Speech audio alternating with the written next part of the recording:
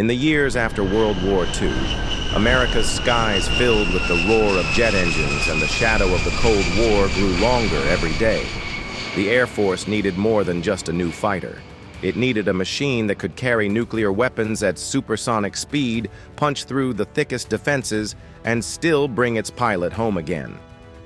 What emerged was the Republic F-105 Thunderchief, a jet so big, so fast, and so heavily armed that it earned the nickname the Thud. To some, it looked like a troubled project destined to fail. To others, it became a one-man air force, a warhorse that carried the burden of Vietnam on its broad metal shoulders. This is the story of how a controversial jet became a legend in American aviation. The Thunderchief's story began not in the skies of Vietnam, but in the offices of Republic Aviation on Long Island. At the center was Alexander Kartveli, the same man who had given America the P-47 Thunderbolt during World War II. He carried the same philosophy into the jet age. If a pilot was going into danger, he deserved an aircraft strong enough, fast enough, and heavily armed enough to survive. In the early 1950s, the U.S. Air Force was in a tug of war. Strategic Air Command had its mighty B-52s for nuclear missions, while Tactical Air Command wanted its own supersonic strike fighter. Kartveli answered with what became Project 63, a design that quickly grew beyond its modest beginnings. Instead of a simple upgrade to the F-84, Kartveli sketched a machine unlike anything before it. Sleek lines hiding an internal bomb bay, a fuselage shaped to cut through the sound barrier, and wings designed for high-speed stability. It was meant to fly low and fast, drop a nuclear weapon if ordered, and dash away before the enemy could respond. From the start, the F-105 was ambitious, some said too ambitious. But it was a bold vision, born in the tense first years of the Cold War, when America demanded airplanes that could do more than just fight. They had to deter, intimidate, and, if necessary, deliver the ultimate strike. When the first F-105 prototype rolled out in 1955, it looked every inch the future, long, lean, and built around the mighty Pratt & Whitney J-75 engine. But turning a bold sketch into a working warplane was never simple. Early test flights revealed just how unforgiving supersonic aerodynamics could be. On its maiden flight, the prototype suffered a nose gear failure and skidded to a belly landing. Engineers patched it up and pressed on, but problems kept surfacing. The Thunderchief was plagued by what pilots called teething pains.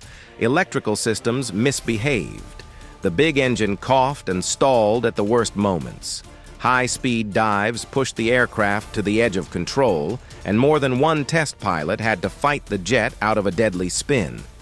Republic's design team answered with fixes: a slimmer, Coke bottle fuselage to reduce drag, larger tail surfaces for better stability, and refined air intakes to keep the J-75 breathing at Mach 2. Despite setbacks, the program survived repeated attempts at cancellation. The Air Force needed the capability too badly to walk away. Each mishap, each hard landing became another line in the playbook of lessons learned. By the late 1950s, the F-105 had matured into a powerful strike fighter, still temperamental, still complex, but undeniably fast and strong. It was an aircraft that demanded respect from anyone who touched it, and those who mastered it would soon carry it into the crucible of Southeast Asia. By the time the Thunderchief was ready for service, it had earned a reputation as the heavyweight of the Century series. While other fighters carried a few thousand pounds of bombs under their wings, the F-105 was built to haul nearly 14,000 pounds, enough iron to flatten a rail yard or silence an air defense site in one strike. Much of that weight could be tucked inside a cavernous internal bomb bay, a feature rare on a supersonic jet. The heart of the machine was the J-75 turbojet, a brute that could push the Thud to more than twice the speed of sound. Pilots spoke of the raw force when the afterburner lit, fuel consumption doubling in a heartbeat, the horizon tilting back as the jet leapt forward. At high altitude, the Thunderchief could scream along at over 1,300 miles per hour. Yet speed and payload weren't its only weapons. Republic fitted the jet with a 6-barrel M61 Vulcan cannon, firing 20mm rounds at a blistering rate of 6,000 per minute. For pilots who suddenly found themselves face-to-face with a MiG, it was a lifesaver. It wasn't graceful, it wasn't pretty, but the F-105 was powerful in a way that pilots could feel in their bones. To strap into a Thud was to ride a machine that carried more steel and speed than any fighter of its day.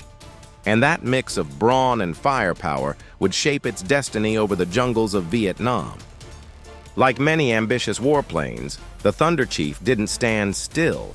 Its early F-105B version was the Air Force's first taste of the design, a sleek, supersonic bomber that looked promising on paper, but quickly revealed its shortcomings in maintenance and electronics.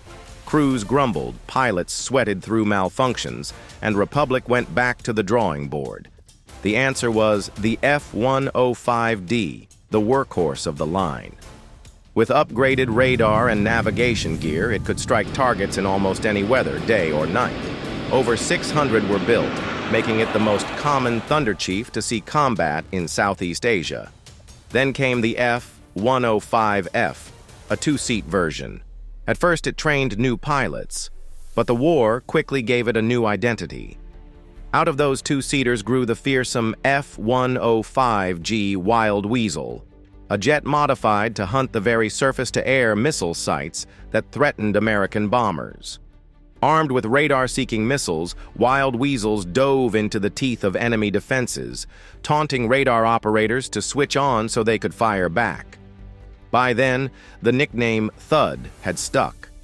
Some said it came from the heavy sound it made hitting the ground. Others insisted it was gallows humor from crews who knew the risks. Either way, the name became part of its legend, a badge of respect for an aircraft that was never delicate, but always deadly. When the United States escalated its air war over North Vietnam in 1965, the F-105 became the tip of the spear. No other aircraft carried the load it did. By some estimates, Thuds flew 3 out of every 4 bombing sorties in the early years of the campaign. They thundered north from bases in Thailand, their bellies packed with bombs, their wings heavy with fuel tanks, every mission a gamble against radar-guided missiles and swarms of anti-aircraft guns. Pilots remember the shock of seeing the first Soviet-built SAMS climb into the sky. White trails curling upward, then sudden explosions of black smoke. To survive, they rolled their Thunderchiefs into brutal jinks, pulling against G-forces that blurred their vision. It wasn't uncommon to come home with holes punched through the wings or shrapnel lodged in the fuselage. More than one pilot swore the airplane had 9 lives. The Thud also found itself in unexpected dogfights. Though designed as a bomber, it carried that 6-barrel Vulcan cannon, and more than a few MiGs discovered the hard way that a heavy jet could still bite. 27 enemy fighters were claimed by F-105s, a testament to the skill and nerve of the men in the cockpit. Yet the cost was staggering. Losses mounted so high that by the end of Rolling Thunder, fewer than half of the original D models remained. For the men who strapped in, the 100 missions tour became a grim milestone. Survive 100 sorties, and you earned your ticket home. Until then, every climb into the cockpit was a roll of the dice over some of the most dangerous skies in history.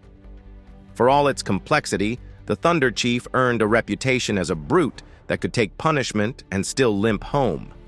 Pilots told stories of limping back to base with flak holes big enough to crawl through, hydraulics failing, or engines coughing smoke. And yet the Thud somehow kept flying. More than one jet landed with its landing gear half shredded or its control surfaces barely attached. Mechanics would shake their heads, patch it up overnight, and roll it out again the next morning. At forward bases in Thailand, maintenance crews worked around the clock.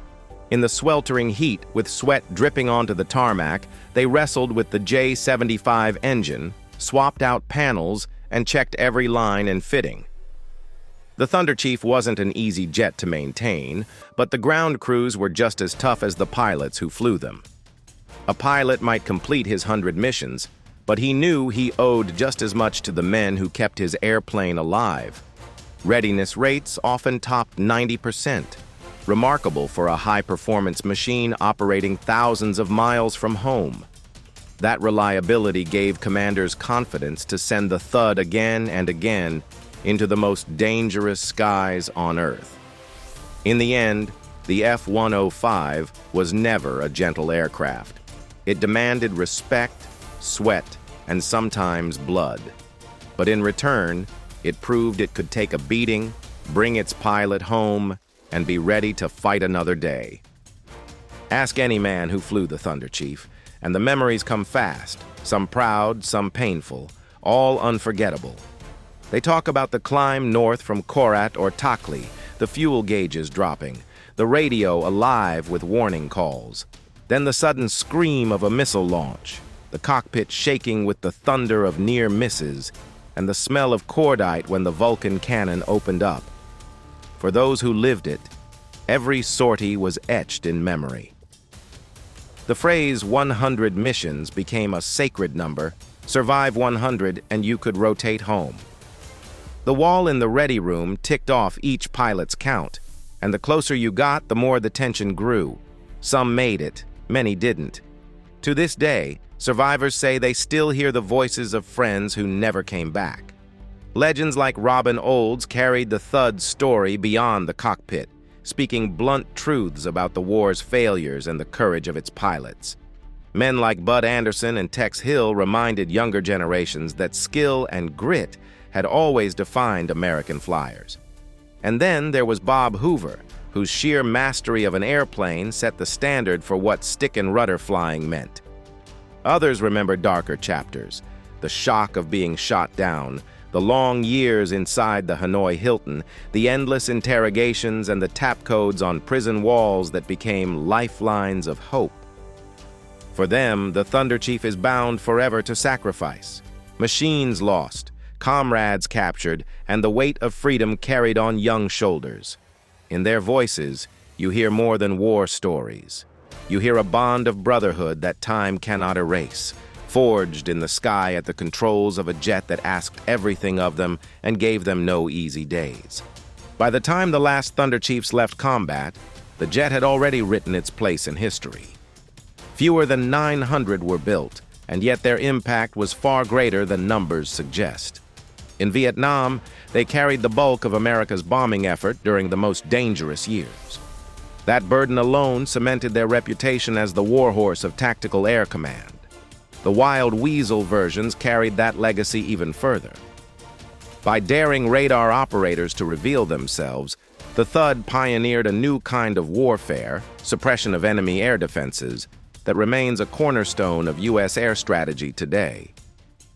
Every modern SED mission, flown by F-16 or F-35s, traces its lineage back to those early Thuds rolling in low over North Vietnam. For the men who flew it, the F-105 became more than an aircraft. It was a symbol of endurance, of firepower, and of a generation of young Americans asked to do the impossible day after day. In museums across the country, standing tall at Wright-Patterson Hill and the Smithsonian, the Thunderchief still looms large, reminding visitors of both the price and the power of air supremacy. Not every warplane becomes a legend. The F-105 did, not because it was perfect, but because it carried the weight of war on its wings and the memory of those who never came home. Today, the roar of the Thunderchief has faded from the skies, but its spirit still echoes in every story told by those who flew it. It was never the easiest jet to master, never the most graceful, but it was there when America needed it most. The F-105 carried the fight, bore the losses, and proved that courage and steel could stand against impossible odds. If you remember the Thud, or if you knew someone who flew her, share your story. These memories keep history alive. And if this tale stirred something in you, don't forget to like, subscribe, and join us again. Because the sound of freedom, once heard through a Thunderchief's afterburner, deserves to be remembered for generations to come.